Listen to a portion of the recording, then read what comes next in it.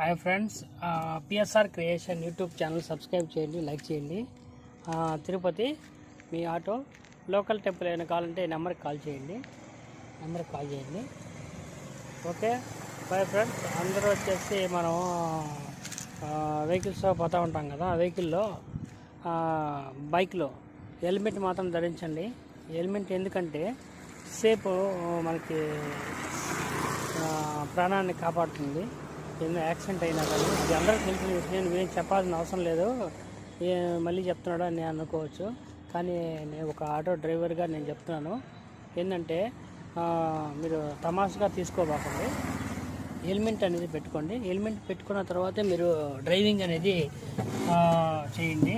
ఏంటంటే ఒకసారి మనం ఏదైనా యాక్సిడెంట్ అయిన తర్వాత, ఏదైనా పడిపోయిన తర్వాత హాస్పిటల్కు వస్తారు పెద్దోళ్ళు, చుట్టాలు, బంధువులు అందరూ వస్తారు. వాళ్ళు ఏం చేస్తారంటే ఆ పండ్లు తింటారా, ఈ పండ్లు తింటారా, అది తినొచ్చా, ఇది తినొచ్చా, షుగర్ ఉందా, బీపీ ఉందా, అవన్నీ అడిగేసి దానికి తగ్గట్టు వాళ్ళు తీసుకొస్తారు.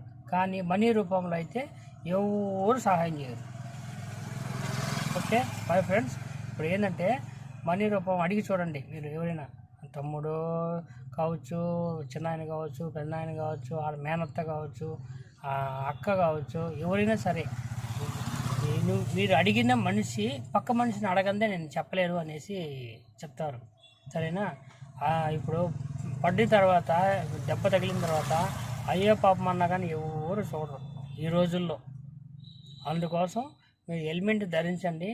మీరు యాక్సిడెంట్ అవుతుందని నేను చెప్పడం లేదు, ఎందుకంటే మన జాగ్రత్తలో మనం చెప్పాలి. అదేవిధంగా పోలీసు వారు కూడా మనకి చెప్తున్నారు కాబట్టి మనం జాగ్రత్తగా, మన జాగ్రత్తలో మనం ఉండాలి. మనం ప్రతిదీ మనం ఆలోచించి ముందుకు పోవాలి. జరిగేది ఎట్లా జరుగుతుంది అనేసే విధంగా మనం పోకూడదు. Okay bye friends. నేను మంచి కోరే చెప్తున్నాను, హెల్మెట్ ధరించండి. అందరూ సిటీల్లో డ్రైవింగ్లో, హైవేలో కానీ ఎక్కడైనా సరే హెల్మెట్ ధరించి సేఫ్గా పోండి. అంతేగాని ఎట్లా అంటే అట్లా పోబాకండి. పిల్లలకి వెహికల్ అనేది ఇవ్వకండి. వాళ్ళు ఏంటంటే ర్యాష్ డ్రైవింగ్ చేసి ఏంటంటే నాకు తెలిసిన వరకు